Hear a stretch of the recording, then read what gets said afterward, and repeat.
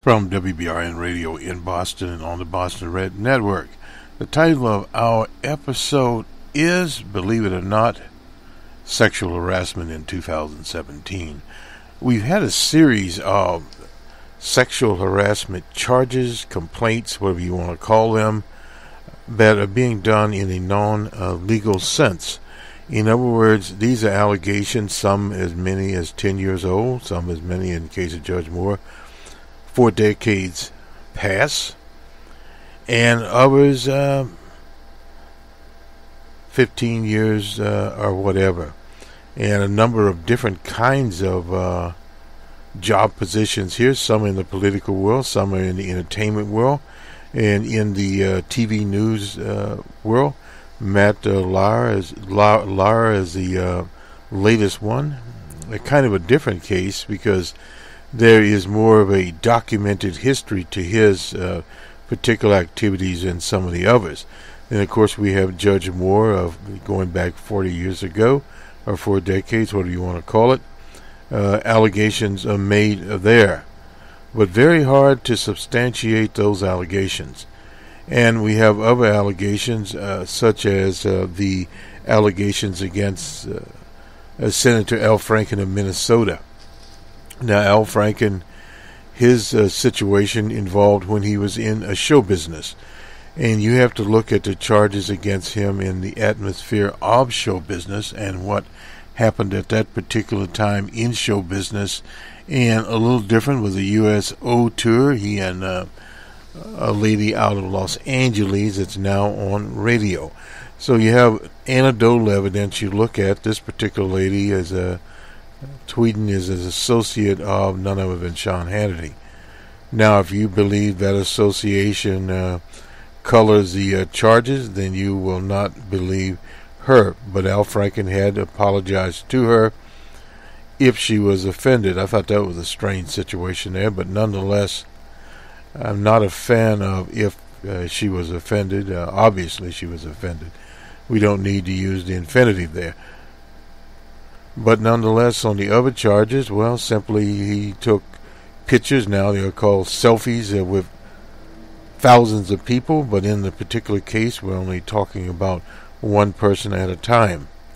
And then there's a grabbing of some women at a fundraiser, I believe the Feminist Caucus there in Minnesota. And those are the basic charges there. He's denied them. Other people have asked that he resign. He said he doesn't plan to resign. In fact, the poet, folklorist, whatever you want to call him, Garrison Keillor, wrote a defense for him. Now Garrison Keillor himself finds that he is out of a job with the Minnesota Public Radio.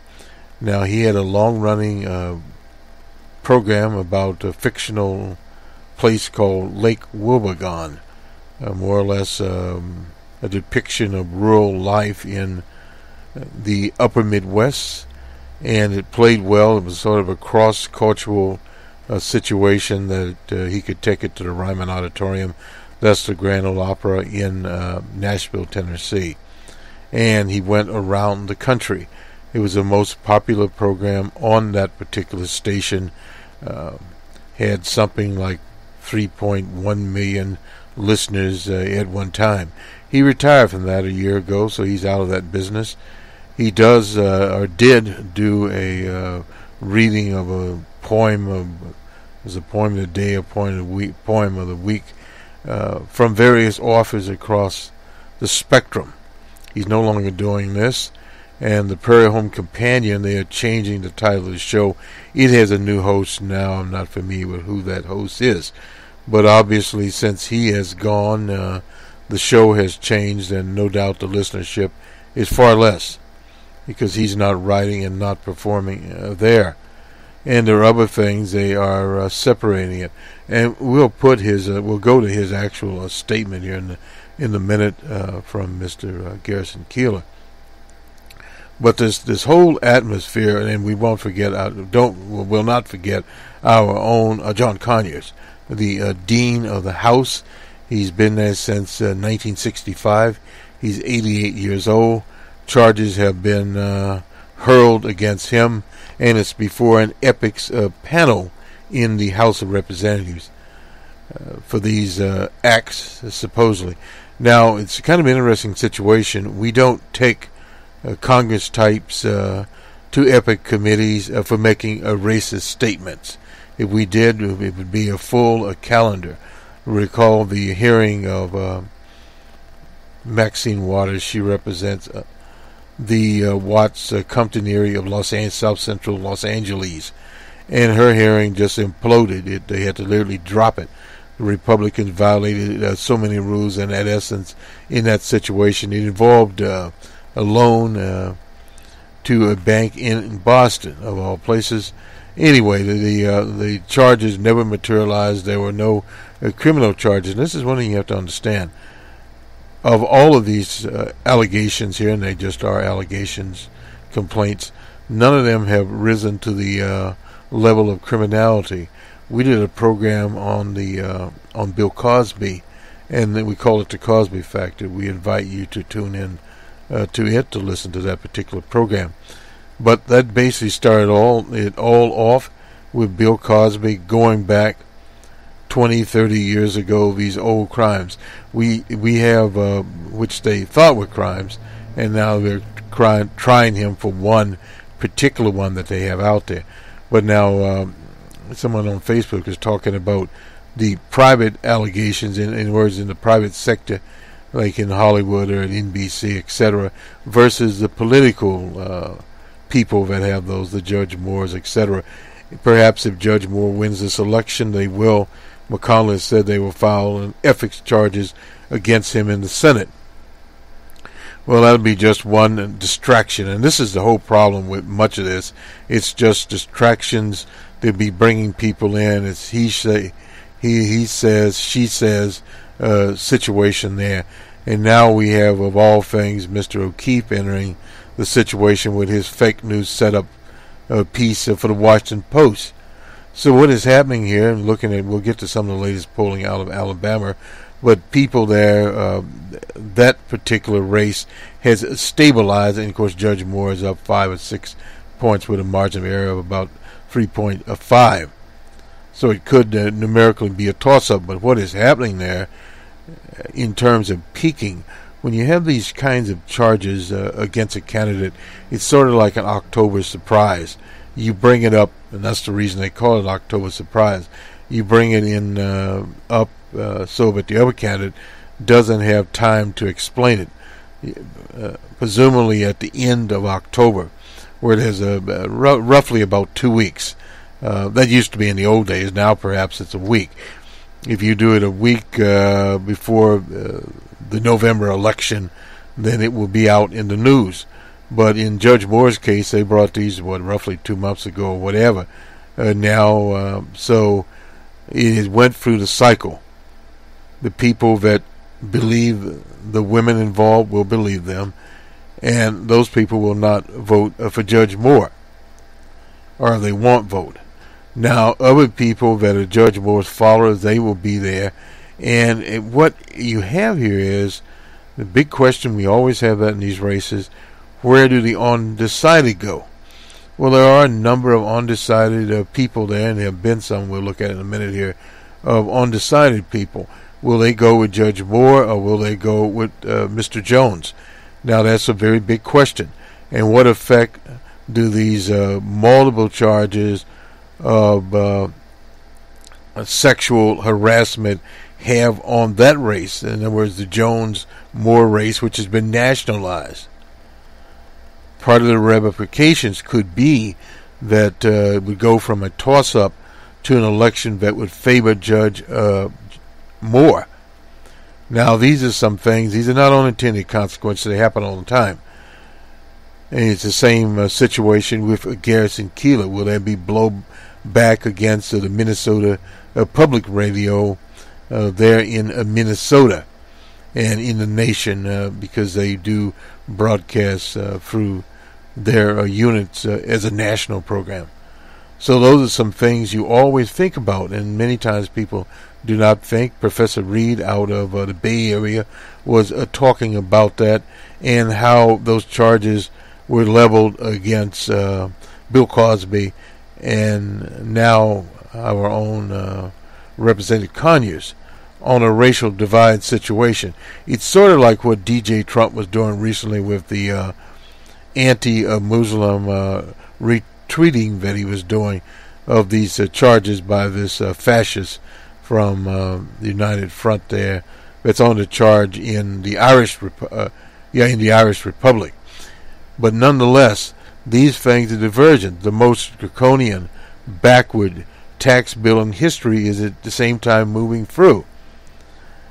And the attention is put on these Mickey Mouse situations that can easily be taken care of. In the case of NPR, they hired an independent law firm. The independent law firm made a report. They discharged Garrison Keillor. As Garrison said, 50 years of work can be destroyed in one day. No doubt he's down about it, but at the same time, this is part of the era. That's why we put the show out here.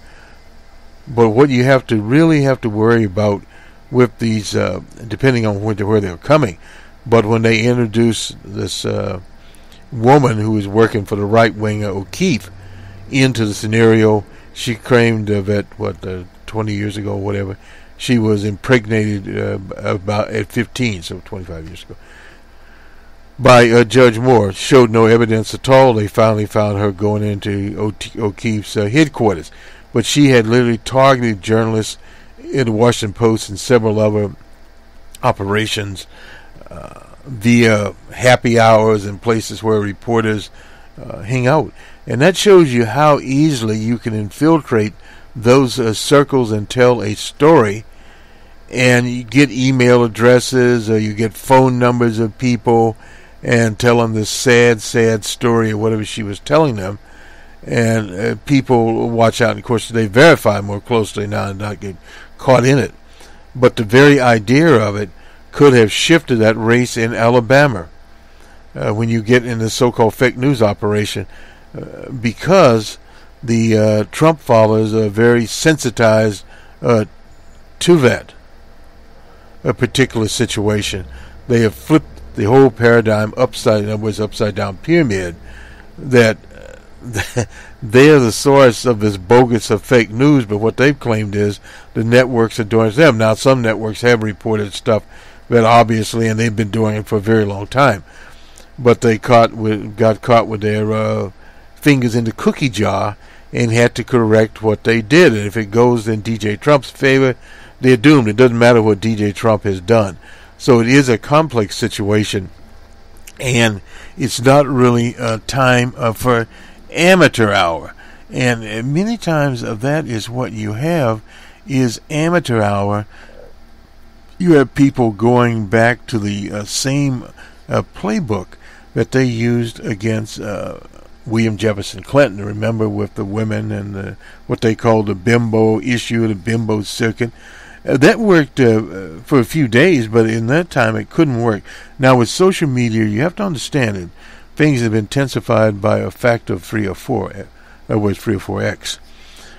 So what you used to get from, say, the traditional networks and in the early development of cable, as it was when Bill Clinton was running in 1992, was a different situation. The internet was coming in. But now it is fully there. You have Facebook, you have these various other actors out there, and of course DJ Trump's Twitter. So any episode gets magnified. You have groups out there that get active and they populate Twitter. In fact, I saw an interesting situation today, a picture of DJ Trump where it had been photo enhanced with some type of Photoshop type program, and it shows balding in the top. Well, that is not there. His hair is literally sprayed down or whatever he's got up there, and you don't have that particular situation going on. Let me go to some of the factual stuff here, because we want to do it. We do have a little bit here. I guess we'll start with John Conyers. He has no plans to resign, intends to fight the allegations. That's what his attorney said. He was out in front of his house there in Detroit. The Washington Post has kind of spin it a little different way. That Representative Conyers has no immediate plans. Now he just says he has no plans, and that's his putting words. The congressman is a very deliberate person and doesn't want to make a hasty decision. That's from his attorney there, Mr. Arnold Reed. These allegations are untrue, and Mr. Conyers wants the public to know they are untrue, and we will weigh and continue to assess his options. It's kind of an interesting story there. I guess I didn't read his attorney's statement. Anyway, the statement came in members of the Congressional Black Caucus, which is a dysfunctional organization, decided to call for Conyers, for Representative Conyers to step down, complicating efforts by the quote-unquote so-called leadership. Now, we are not urging Jon Conyers to resign. That is from Cedric Richardson. He's from Louisiana. He's the chair now. We are not, and we think that's a decision for him and his family and his constituency to make. You make those usually at the ballot box. So he remains at home in Detroit as his colleagues in Washington grapple with how to address a growing public outcry. Well, the outcry should be around the tax bill, which some female lawmakers have described as rampart. In a small step, the House approved legislation Wednesday mandating workplace harassment training for all members and staff. Well, yeah, they usually do it everywhere.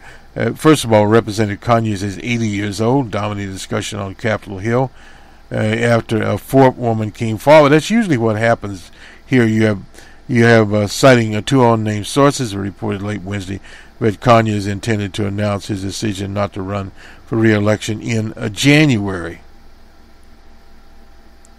Reached his office, Reed said the report was based upon rumor and not fact. Well, Jon Conyers being 88 years old, you can assume that sooner or later he won't run for re-election. He had a tough re-election last time around, at least in the primary, and then it was not so tough. Due to gerrymandering in the state of Michigan, the district has changed somewhat. And Jon Conyers has been around long enough to understand that. I've seen cases where allegations do not have merit. We need a fair process. That's from Linda Chavez. She's from California, who is vice chair of the Democratic Conference. We don't want to character assassinations. And now they talk a little bit about Franken here. But again, these are just out there.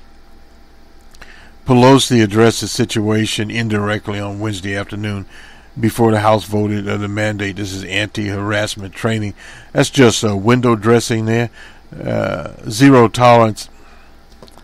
Again, should have zero tolerance for reaction in the House. Anyway, Conyers' legacy is complicating factors for colleagues as they weigh how to respond to misconduct allegations. His legislative seniority and influence on past policy debates and ties to the civil rights movement have made him a revered figure amongst Democrats, no doubt about that. Representative Richmond and Clyburn. Clyburn's from South Carolina. Responded abruptly when one judge noted that other prominent men accused. Now, totally different situation. First of all, Charlie Rose, Matt Lauer are not in the are not in the Congress. Who elected them? Clyburn said, and I'm glad he said that because they are not elected, and that's the whole point right there. But when you start getting into the political system, some say, well, what about DJ Trump? Well, DJ Trump is not going anywhere unless the Republicans in the House, in numbers great enough to do an impeachment, decide to do it. And then they'll take him to the Senate to try him. But that's not going to happen politically. So in other words, a waste of time focusing on DJ Trump at this time in history. There was talk about how the system was probably created by men, not by a table that had diversity around it. Richard said, no doubt about that. There you go. Kathleen Rice, she's from New York. She's called for Conyers to step down. a waste of time there. And some other, Marsha Blackburn, she's from Tennessee, a Republican, introduced legislation to revamp the process for handling sexual harassment claims in Congress. It'll go home to haunt them because the situation is very, very difficult to get a member of Congress out unless they're convicted of a crime, not just some willy-nilly situation. They have to be charged usually with a felony or a misdemeanor. Other than that, the voters in their particular district will decide what to do. Rice suggested that Ryan could advance the debate if he allowed a Congress accuser bound by a confidentiality agreement to go public. I call on the speaker. You get into situations with these confidentiality agreements who clearly has the power to release her from a non-disclosure agreement. Well, the problem is John Conyers today and who it is tomorrow. It could be, you will never know. We won't go that far. Anyway, that's the case of John Conyers. The situation, the background on woman approached the Post with a dramatic and false tale about Roy Moore. She appeared to be part of a sting. In a series of interviews over 2 weeks, the woman shared a dramatic story about an alleged sexual relationship with Roy Moore in 1992. Again, we back to more than 20 years ago when she was 15 years old. During the interview, she repeatedly pressed Post reporters to give her their opinion on the efforts that her claims would have on the Moore candidacy. If it went public, the Post did not publish any article based upon unsubstantiated accounts. Well, part of the problem is, and in the case of Al Franken, there was a selfie taken and people are smiling there, and the husband just said it was very quickly, that account is not substantiated. So one account against Al Franken is substantiated because he's substantiated. But there are two other women there, those aren't substantiated. So in other words, they're playing a game here. But Friday morning, the Post reported saw her walking into the New York office of Project Veritas. Anyway, that is a news media, an organization that targets so-called mainstream news media and left-leaning organization. You remember the case of Acorn? They targeted Acorn. Acorn was defunded by Congress, if you can believe that, in a panicky situation because of a scam ran by O'Keefe and Company out of an Acorn unit in San Diego, I believe it was. A woman was there playing a part, and what happened was all of the filmed so-called evidence turned out to be absolutely false. And there's no argument about that now. So Congress, in a political panic, targeting an organization that pretty much served people of color, was based in Louisiana. Now, the head organization was not a person of color, but that doesn't matter. Acorn had been very aggressive in the mortgage market at the time. In fact, they had actually signed agreements with the major banks to provide mortgage counseling to people. That was one of the ways that they were funded. So they, because of the boycotts and the things of that nature, helping people with evictions and etc. And also Acorn was very good at grassroots organizing when then Senator Barack Obama was running for president. But nonetheless, they did Acorn in. Acorn came back. It's on a different name now. But all of that was in haste. You run on these runaway trains, as we call them, and that's all it was. It was a false train. So now this tangent is another tangent here. The results of the Acorn situation finally blew away, but it was racist to the core. So Congress runs out here, defunds it, bingo. It is gone. And then when it's exposed that this O'Keefe character was putting together these fake videos and leaving them on the so-called cutting room floor. You don't do that anymore, I understand, but nonetheless, it's basically what it was. In fact, the congressman in the Senate in Louisiana what was her last name? Her brother was the mayor of New Orleans. Anyway, whatever her name was, they tried to bug her off. It did try to bug her off, and were caught in it. And some of the people, I think O'Keefe himself, went. Mary Landrieu went to jail on the situation. So, in other words, these are the kinds of things that come out of this. And I'm not sure why they slipped up on letting the seal come in there. Was convicted of O'Keefe. That was in 2010 for using a false identity in the federal building. That was the Mary Landrieu case, and O'Keefe claimed he's not doing interviews right now. Anyway, he's in this with the fake news setup. Now, had they went for the fake news setup, they'd have been on a got you thing.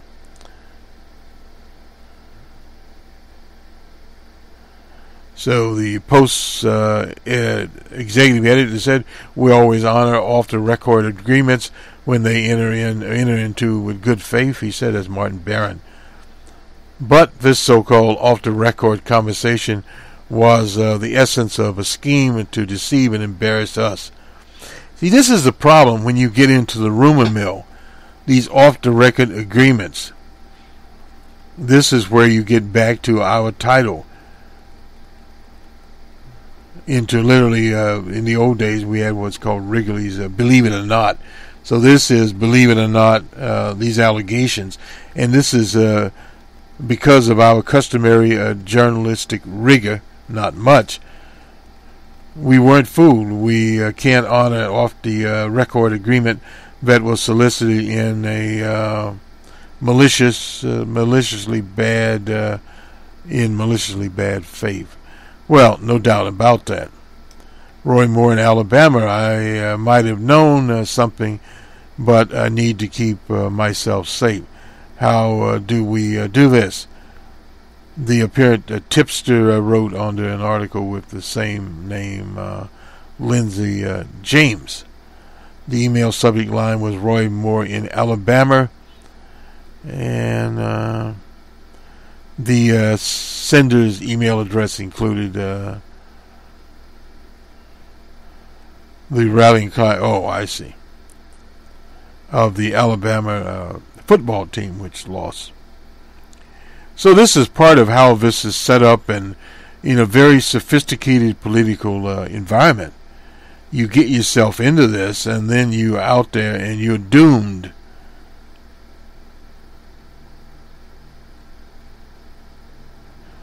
So that is it.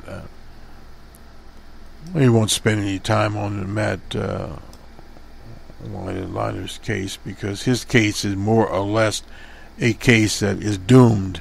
In Variety, this is the Garrison Keillor story here. In a statement, NPR said it would stop distributing the Writer's Almanac. That's a daily 5-minute show featuring portrait literary anecdotes. It will also change the name of A Companion, now hosted by Chris Tinley. Never heard of it. And cease rebroadcast this show hosted by Keillor. In other words, this is the old idea of taking him out of history. When that was done in the Soviet Union, that certain figures were just removed from history, it was criticized by the petty bourgeois forces here. Keillor told the Associated Press on Wednesday that he was ousted over a story that I think is more interesting and more complicated than the version NPR heard. He elaborated in an email to the Minneapolis Tribune, in which the 75-year-old acknowledged that he had touched a woman's bare back. I put my hand on a woman's bare back, he told the paper. I meant to put my... This man is a fairly tall person, about, 6'3", 6'4", to pat her on the back after she told me about her unhappiness, and her skirt was open, and my hand went up about 6 inches.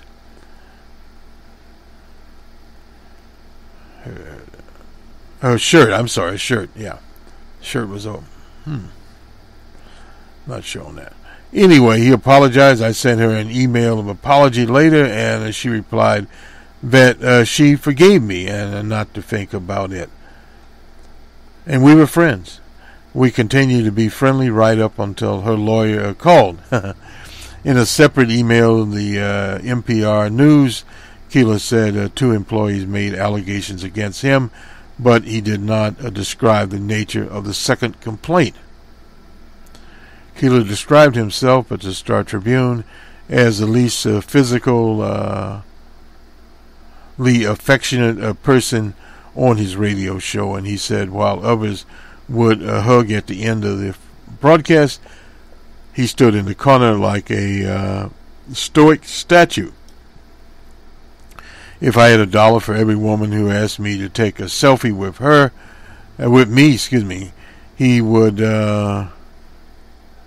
slap an arm around me and let it drill down the belt time. I would have at least $100, he told the paper. So this is a poetic irony of a high order, but I am just fine. I've had a good long run, and I am grateful for it and for everything else. In the statement, NPR said it learned last month of an alleged of allegations regarding behavior that occurred while he was hosting the Prairie Home Companion. He retired though in 2016. The station hired outside counsel to conduct it. Jon McTaggart, the president of NPR, said in a statement, Jon McTaggart, that he decided to sever all ties with Keillor's companies. While we appreciate the contributions Garrison has made to NPR and to all public radio, Keillor is also an author, and he also owns a bookstore too, and frequent political commentator in an op-ed and I think we had that up in the Washington Post defending Al Franken. I have my own recollection of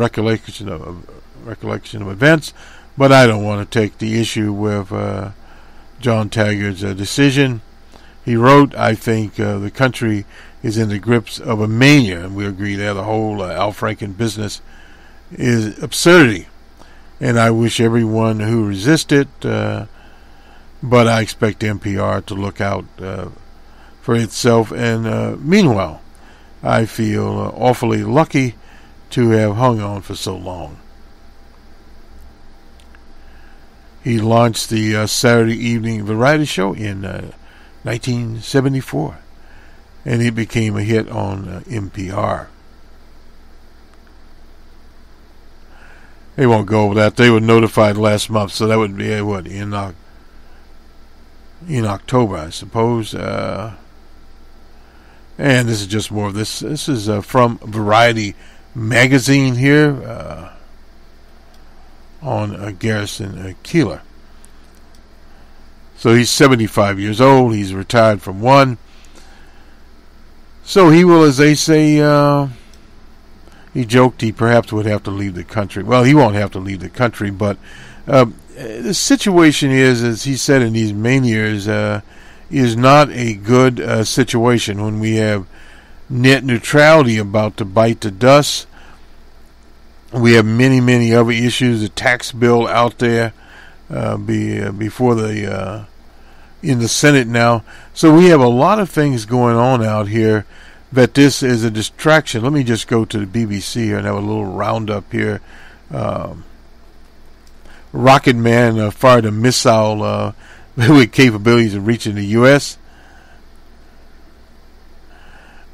The British Prime Minister May had advised DJ Trump, delete your tweets, she tells Trump.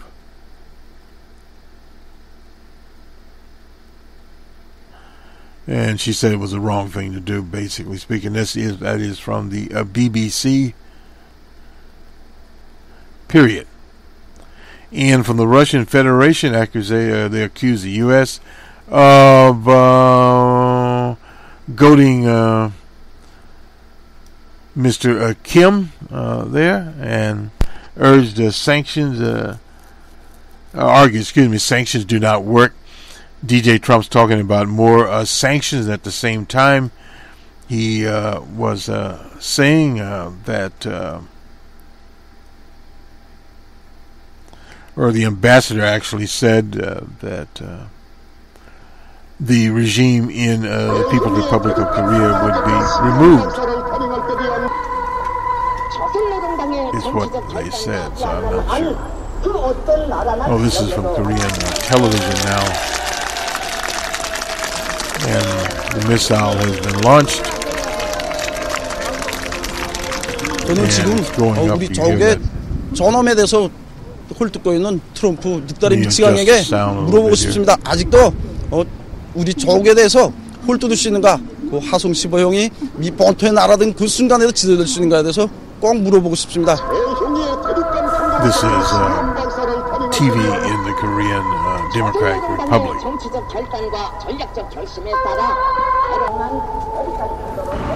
That you just heard as a picture of AKA Rocket Man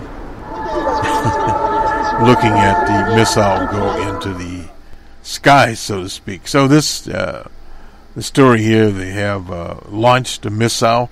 Much more important than this mania, as Garrison Keillor termed it, that's going around. There are other events in the world, and when we start adding all those events up, we were talking here earlier in a little production meeting about voters at roughly anywhere from 40% to 45, 46% of people that do not vote. What happens here with these mania issues, you bring in 2 or maybe 3%, at least 2% of people that are aligned with reacting to the issue. In other words, a blowback into the voting arena. We'll be looking to see if that is actually happening in Louisiana. Let me just briefly hit Reuters, and we'll hit this poll here, the recent Roy Moore poll that tells a little bit more about what's going on the ground there. From Reuters, a big headline here about Rocket Man thinking behind Kim Jong-un. Here's the headline in the Reuters madness, they call it. We don't have time to do it. We'll do this on a Friday Jobber. It's in 2014. Anyway, we won't mess with that. Let's do the sports now, and then we'll do the polling. Kind of odd here. This is the NBA on Wednesday night. The Suns were in the Motor City. Pistons 131-107. The Thunder was at the Magic 121-108. The Wizards were in Philadelphia. 76 118-113 for the Wizards. Wizards didn't have much wizardry there. The Heat was at the Knicks. Knicks 115-86.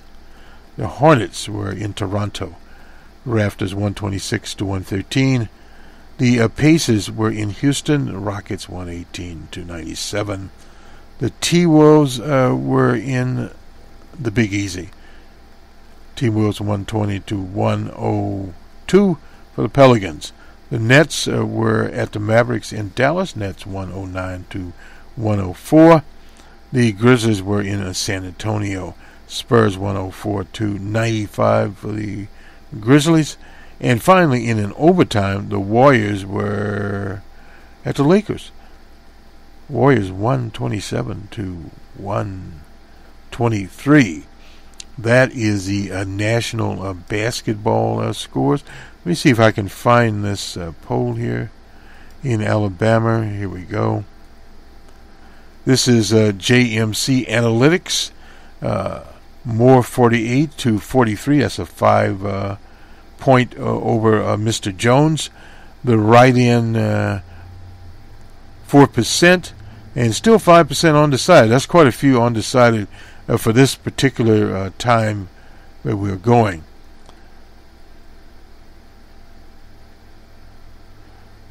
Let's see. Moore 49, Jones 44, write-ins 5%, 2% undecided, including leaners. Oh, I see. Generic Republican preferred 49 to 46, 5% are undecided there. The methodology used here, 95% confidence. Actually, I think I said at the beginning 3.5 is 3.8 there in terms of margin of error. Demographic breakdown, 75% European, 23% African American. Geographic breakdown by Nielsen designated market areas.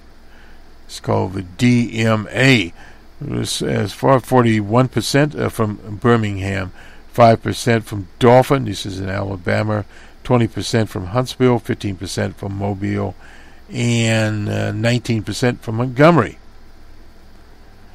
The polling results: do you plan to vote in the Senate race on December 12th?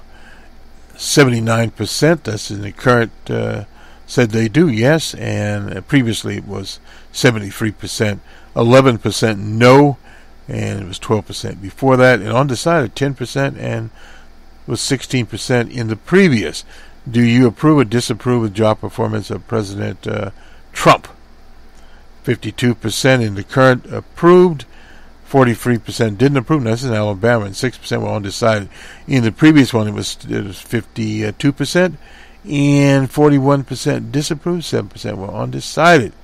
If a special election for the Senate were held today and you would prefer to vote for Democrat or Republican, 49% the Republicans, 46% the Democrat, 2% would do write-ins, and in this particular one, 3% are undecided. Question 6, given the campaign that Doug Jones has run so far, do you think that he's qualified to serve in the Senate? 46% yes, 40% no, 12% are undecided. Judge Moore, same question there. Current 49%, I guess. Do you think he's qualified? And 46% no, 5% undecided. Previously it was 47%, a little higher, 2% up here in terms of the current one. On yes. And no was just 43%. Previously said no, and now it's 46%. And 10% used to be undecided. Now it's just 5% on that question. Given the allegations that have come out against Judge Moore, are you more or less likely to support him? In the current poll, 29% more likely, 38% less likely, no difference at all, 34%. In the previous poll, 33%, no difference at all, 30% is same, less likely. And more likely, it has, well, no, it's at 29%, same, hasn't changed. Would you describe yourself as an evangelical Christian? In this poll, 59% did, 30% no, and in the previous poll, 58%, 1 point difference there, and 27% no. That went up a little bit there, and 15% were undecided, 11%. This time around, evangelical Christians, I don't know how they do that. Anyway, the summary here is from GMC Analytics, and polling independently conducted for this poll for the Senate race. There are 3 major takeaways. Moore has regained the lead. He lost in the last poll as partisan preferences have reasserted themselves. 2, similarly, Republicans have regained their plurality lead on the generic ballot. That's in Alabama now. And 3, sexual conduct allegations made against Moore have not materially impacted the race. And this is what we were talking about when we came in here. DJ Trump incidentally carried Alabama 62 to 36 over Hillary DeMonster Clinton, otherwise known as Crooked Hillary. The softening of his approval rating nationally has also is also appearing in Alabama, though it's not as sizable. It was 51-41 in October poll. The last poll 52-41, and 52-43. In other words, 52% of the people approve of DJ Trump. 43% do not approve of him. On the other hand, the Europeans give him a 67-28 approval rating, while men approve by a somewhat smaller margin. That's kind of interesting there. 59-39. Since the last poll, Republicans in general and more specifically have regained their plurality. Arguably, it has been obtained to existing partisan preferences. So he still trails, while he still trails similarly 44-50 amongst women, leaners included. He has regained men at 54-37. The numbers are barely changed among non-evangelicals. They're 22-37. The poll deficit is now 23-72. More of the Senate race were examined through the lens of respondent opinions of DJ Trump. Those approving Trump's job performance support more, 76-10. That's the reason DJ Trump endorsed him in the last poll, but now favor more, 87 to. So that's interesting. That's roughly a 9-7. Similarly, those disapproving of Trump's performance support Jones 93-3. A final here, let's see. Analysis, partisan preferences reassert themselves in the aggregate. The results by urban, suburban, and small rural counties in the last poll, the four largest counties, that is Jefferson, Madison, Mobile, and Montgomery, favored more 59-33 over, Jones over Moore. That lead has shrunk. Now, this is where Jones gets in trouble, 53-38. Moore has went from 26 to 15 points. Moore's lead in suburban counties, Selby, Sinclair, Elmo, Blunt, Baldwin, and pronounce that one anyway, has improved from 54 to 34 to 61 to 34. That was another area where Mr. Jones had to do a much better. Remaining 57 counties have similarly increased, 50 to 43, from 50 to 43 to 53 to 41, nearly doubled from 7 to 12 points. So in other words, the turnout in the rural areas has increased, and that's what we call the blowback factor, part of the blowback factor reasoning. So it'd be interesting to look, we won't do the crosstabs here, it'd be interesting to look back at this and see exactly where we are. Nonetheless, this will do it for us. We'll see you on Friday Jobber, and you can find us on these outlets, various outlets out here. And incidentally, Boston Red on the World, which we used to call BR on the World, is now on iHeartRadio. And if you do a search there on any iHeart station, whether it be across these 50 continuous states in the U.S., in Australia, New Zealand, etc., if it's an iHeart station, just type in Boston Red and you will find most of our programs, including Boston Red, that are on the Boston Red Network, Boston Red, and the Open Source Report, which is our technical program.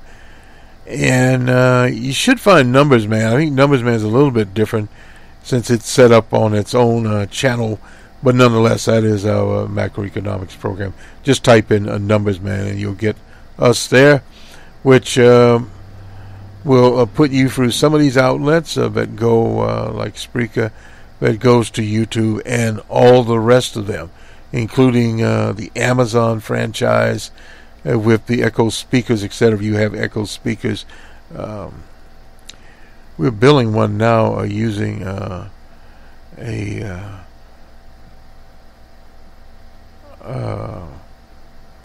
in application, several things better with the application, speakers, etc., and Pi of all things. Forget which version of Pi we're using, but anyway, and you can also purchase quote unquote internet set radios that have all of these channels in them, and you can, of course, obviously get on your computer, smartphone, any of these, whether it be Stitcher, iHeart. They all have Android apps, they have iOS apps, etc. You can get them on your computer. So any of these you can get to, and if you go into some of the others on our Twitter feeds, there's many of them out there. We put these up there, and you can go there and find other programs. We'll get those to bostonred.org, and we're also updating some of our descriptions to reflect what is going on. We do have a recent open source report up there. We're getting another open source report together, so it's going to be more timely until the end of the year. Realize, I think in 2015, 2014, we only did 1 or 2 open source reports, but now we're doing more on the open source / Linux franchise. We're looking at supercomputers and Linux. Linux is moving on a supercomputer stage, and what we're trying to do is to integrate some of these programs. So, say for instance, we have Boston Red, which you listen to now, the political program. We put in some little tidbits from the open source program, and also some tidbits from Numbers Man, which is the macroeconomics program. We put some of that in, and some of the international stuff from Boston Red on the World or BR on the World. So we're bringing all these together, and we're coming with a new program called All About Sports. That will premiere in December, which will look at primarily the economics of sports.